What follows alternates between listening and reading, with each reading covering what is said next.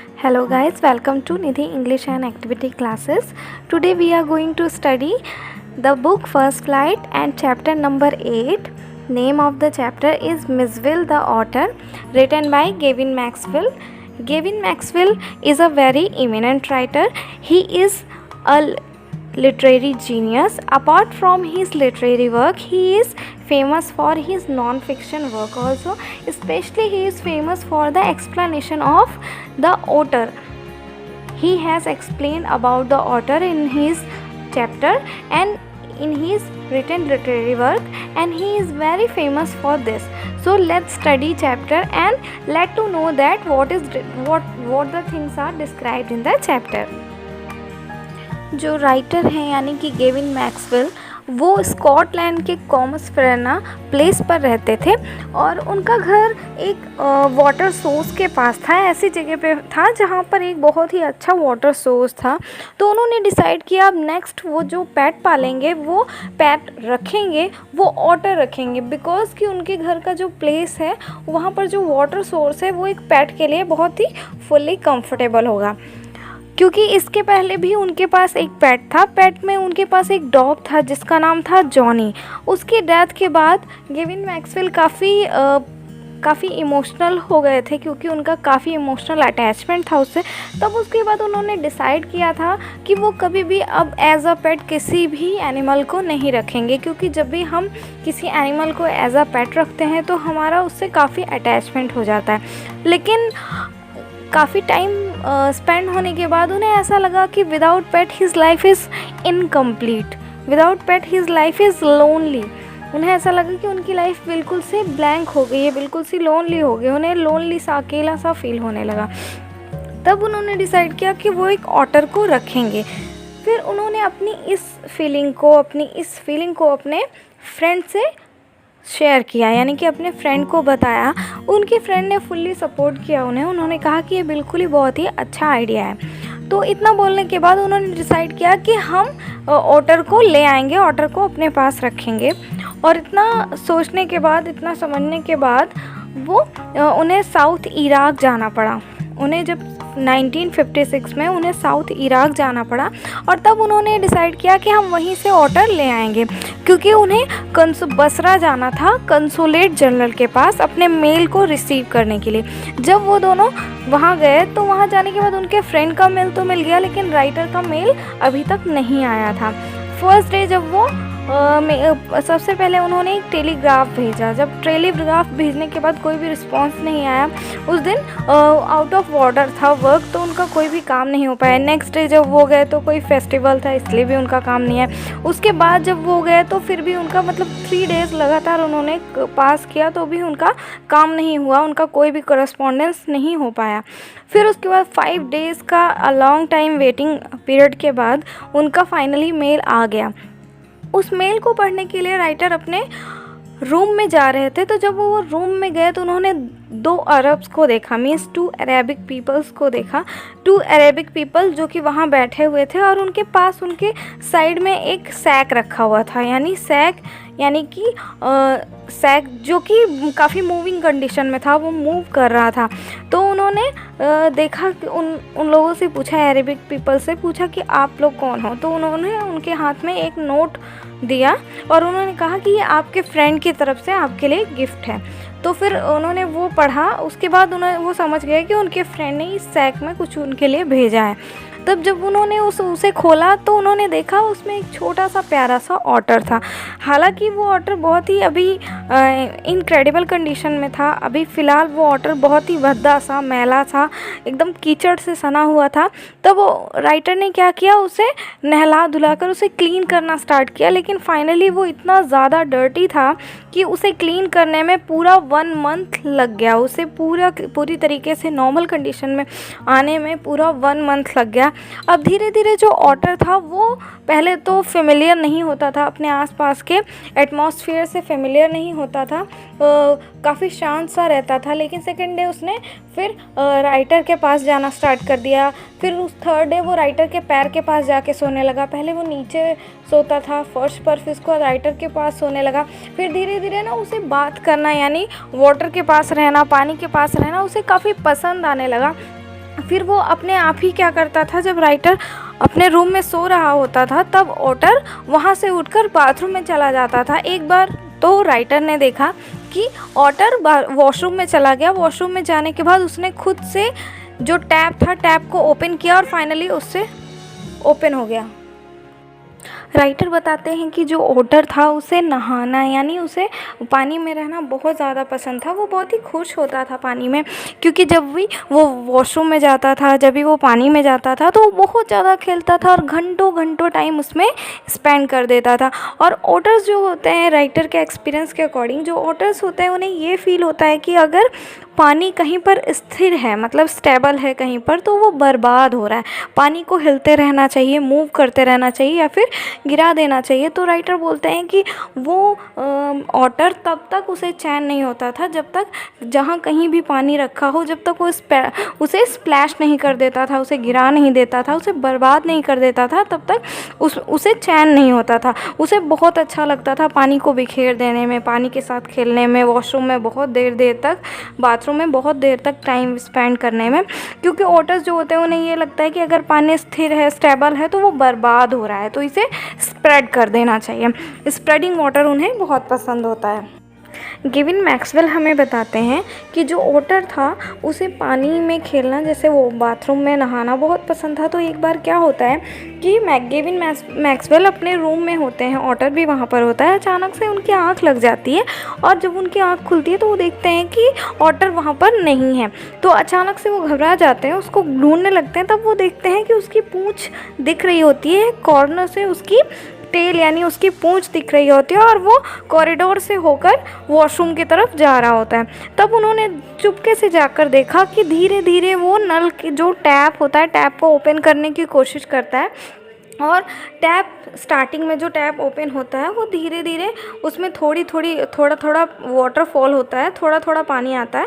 उसके बाद धीरे धीरे फाइनली खोलते खोलते उसे 2-3 मिनट लग जाते हैं, लेकिन टैप खुल जाता है। इस बार तो ठीक था कि जो ऑटर था उसने बिल्कुल सही डायरेक्शन में नल को खोलने की कोशिश की, इसलिए नल खुल गया यानी टैप ओपन हो गया। लेकिन कभी कभी तो राइटर बताते हैं कि ऐसा भी होता था कि जो ऑटर है वो ट्राई करते रहता था और वो रॉन्ग डायरेक्शन में उसे घुमाता था और नल ओपन नहीं होता था, टैप ओपन नहीं होता था और पानी नहीं खुलता था। और जो ऑटर है वो बहुत ज़्यादा इरिटेट हो जाता था, बहुत ज़्यादा गुस्सा हो जाता था।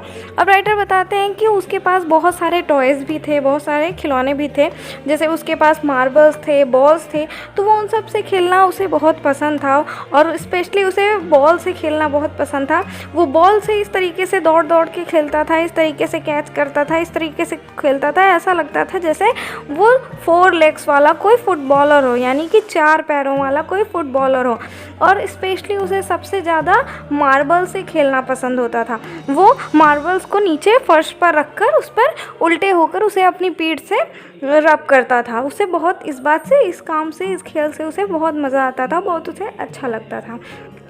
तो मार्बल स्पेशली उन्हें बोलते हैं, मार्बल्स वो होते हैं जो कंचे होते हैं, जिन्हें कंचे होते हैं, आपने सुना होगा इसके बारे में। गाइस, तो यहाँ पर जो चैप्टर का फर्स्ट और सेकंड पार्ट है वो फिनिश हो जाता है। अब हम चैप्टर के थर्ड पार्ट के बारे में पढ़ेंगे। ये जो चैप्टर का ये जो थर्ड पार्ट है, इसमें गेविन मैक्सवेल बताते हैं कि बसरा में, यानी बसरा में जहाँ वो अभी तक ऑटर के साथ थे, वहाँ तो उनका टाइम बहुत अच्छे से पास हो गया, बहुत अच्छे से पास राउंड हो गया। लेकिन अब आगे उन्हें अपने होम टाउन जाना था, यानी कि अब उन्हें लंदन वापस जाना था। तो सबसे बड़ी प्रॉब्लम उनकी ये थी कि वो ऑटर को लेकर वापस से कैसे जाएंगे। तो सबसे बड़ी प्रॉब्लम उनकी ये थी क्योंकि डायरेक्ट लंदन की जो फ़्लाइट थी वो किसी भी एनिमल्स को अलाउ नहीं करती। तब उन्हें क्या करना पड़ा, उन्हें सबसे पहले बसरा टू पेरिस की एक फ़्लाइट बुक करनी पड़ी। लेकिन जो फ़्लाइट वाले थे उनकी एक शर्त थी कि आप इसे एक 18 इंचेस के बॉक्स में बंद करके तभी इस ऑटर को ले जा सकते हैं। फिर राइटर ने एक बॉक्स ले लिया जिसमें वो ऑटर को रख सकते थे। फिर उन्होंने क्या किया कि फ़्लाइट निकलने से 1 घंटे पहले उसे उस बॉक्स में रख दिया ताकि थोड़ी देर तक वो उस बॉक्स में रहने का हैबिचुअल हो जाए, और क्योंकि अचानक से अगर वो फ़्लाइट में उसे बॉक्स में डालते तो हड़बड़ा सकता था, डर सकता था। तो उन्होंने फ़्लाइट टेक ऑफ होने में सिर्फ और सिर्फ आधे 1 घंटे बचे हुए थे, तो राइटर ने उसे उस बॉक्स में रख दिया और वो खाना खाने चला गया।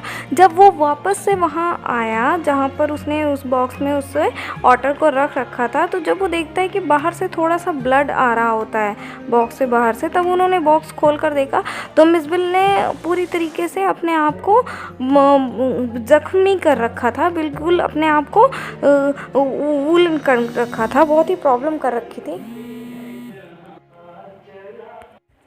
फिर राइटर वो उस जो बॉक्स जिसमें उन्होंने ऑटर को रख रखा था उसे बाहर निकालते हैं, उस पर पेपर वगैरह रैप करते हैं और उसके बाद दोबारा से उसको रख देते हैं। और अब ये सब करते हुए उन्हें बहुत सारा टाइम बीत चुका था। अब जो फ़्लाइट थी उसे पकड़ने के लिए सिर्फ़ और सिर्फ 10 मिनट बचे हुए थे, और जो एयरपोर्ट था वो उनके घर से 5 मील की दूरी पर था। तो किसी भी तरीके से ऐसे जैसे तैसे करके उन्होंने एक कैब बुक की और कैब के थ्रू वो जल्दी से वहाँ से निकल गए और किसी तरीके से वो एयरपोर्ट पर पहुँच गए। जब वो एयरपोर्ट पर पहुँचे तो जो ऑफिसर्स थे जिन्हें ले जाना था फ़्लाइट को टेक ऑफ करना था, वो बहुत ही गुस्से में थे क्योंकि इन्हीं की वजह से अभी तक फ़्लाइट रुकी हुई थी और सब पैसेंजर्स को काफ़ी लेट हो रहा था, काफ़ी वेट करना पड़ा था। तो जैसे तैसे ही ये जाकर अपनी सीट पर बैठ जाते हैं और फ़्लाइट के अंदर जाते ही इन्हें बहुत सुकून मिलता है कि ये सोचते हैं कि अच्छा ही हुआ कि मेरी फ़र्स्ट सीट है, सबसे पहली सीट इन्हें मिली थी, तो ये बहुत खुश हो गए। उसके बाद ये जहाँ पर ये बैठ जाते हैं, उसके बाद बैठने के बाद जहाँ इनका पैर था वहाँ पर इन्होंने न्यूज़पेपर बिछा रखा था, उस पर ये ऑटर को रख देते हैं, ऑटर के बॉक्स को रख देते हैं और उसके बाद एयर होस्टेस को बुलाकर फ़िश दे देते हैं और बताते हैं कि मेरे पास ये ऑटर है और इसकी फीडिंग के लिए मैं फ़िशेस लेकर आया हूँ। और वो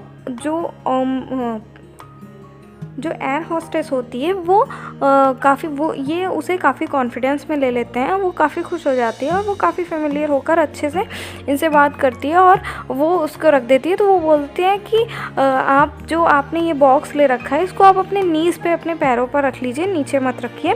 और उसके बाद वो एयर होस्टेस उस फिश को लेकर चली जाती है। फिर उसके बाद थोड़ी देर बाद वो देखते हैं कि जो बॉक्स था, बॉक्स में से मिसबिल गायब हो जाता है और वो अचानक से ढूंढने लगते हैं कहाँ गया। तो फिर पीछे से अचानक से आवाज़ आती है, चूहा चूहा चूहा, ऐसे करके, मतलब चारों तरफ अफरा तफरी सी मच जाती। काफ़ी ज़्यादा प्रॉब्लम क्रिएट होने के बाद जब ये उसे अपने ऑटर को ढूंढने लगते हैं, तब अचानक से इधर उधर ये उसे पकड़ने की कोशिश करते हैं लेकिन उसे पकड़ नहीं पाते। अचानक से इनके फेस पर कोई ग्रेवी सी या किसी चीज़ का जूस आकर गिर जाता है। फिर उसके बाद ये देखते हैं कि एक मोटे से सरदार थे जिनके पैरों के बीच में से वो मिसबिल यानी ऑटर उनका जाने लगता है। और वहाँ पर एक लेडीज़ होती है जो अपनी सीट पर खड़ी हो जाती है और काफ़ी डर जाती है, मतलब वहाँ पर फ्लाइट में काफ़ी प्रॉब्लम्स क्रिएट होने लगती है। फिर उसके बाद एयर होस्टेस आती है और एयर होस्टेस सबसे रिक्वेस्ट करती है, राइटर से भी रिक्वेस्ट करती है कि आप सब अपनी अपनी सीट पर बैठ जाइए, जो आपका पेट है वो मैं उसे अभी पकड़ के आपको दे देती हूँ। फिर उसके बाद काफ़ी प्रॉब्लम्स होने के बाद वो किसी भी तरीके से उस ऑटर को लेकर अपने प्लेस पर आ जाते हैं, यानी स्कॉटलैंड में कैमसफर्ना में जहाँ वो रहते थे वहाँ आ जाते हैं। फिर उसके बाद वहाँ भी ऑटर बहुत अच्छे से एडजस्ट कर लेता है, उसके सारे काफ़ी गेम्स होते हैं खेलने के लिए और उन गेम्स के साथ वो जो कि उसके गेम्स थे, मार्बल थे, पिंग पोंग बॉल्स थी और भी काफ़ी सारे गेम्स थे जिसे वो काफ़ी इंजॉय। राइटर बताते हैं कि वो मैक्सवेल को यानी कि ऑटर को काफ़ी एक्सरसाइजेज भी, खेल के साथ काफ़ी एक्सरसाइजेज भी कराते थे। अब वो दोनों यानी कि गेविन मैक्सवेल और ऑटर वो दोनों साथ में बहुत खुश थे, उनका टाइम बहुत अच्छे से स्पेंड हो रहा था। लेकिन जब वो लंदन वापस चले गए, यानी कि जब अपने होम टाउन चले गए, तो वहाँ पर ऑटर को कोई भी पहचान नहीं पाता था। कोई उसे बोलता था क्या वो बेबी शीट है, कोई बोलता था क्या वो स्क्वायरल है। अब लोग अलग अलग गेसेस करते थे लेकिन कोई भी करेक्ट नहीं बताता था, कोई भी ये नहीं बता पाता था कि वो रियली में क्या है, ऑटर है या कोई भी। राइटर बताते हैं कि एक बार जब वो ऑटर को लेकर कहीं घूमने जा रहे थे तो एक आदमी अजीब तरीके से उन्हें घूर रहा था। ऐसा लगता है कि वो ये कहना चाहता था, क्या तुम मुझे बेवकूफ़ बनाना चाहते हो कि तुमने ये जो चीज़ ले रखी है तुम इसका क्या करना चाहते हो।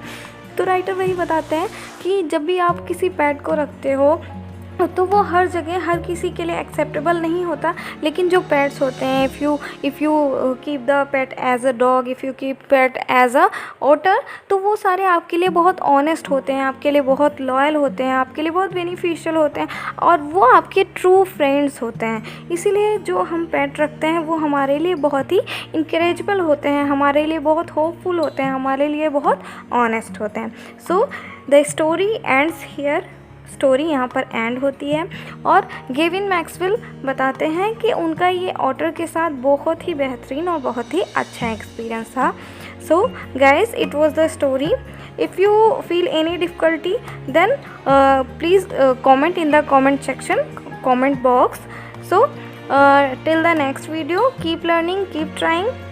All the best, take care.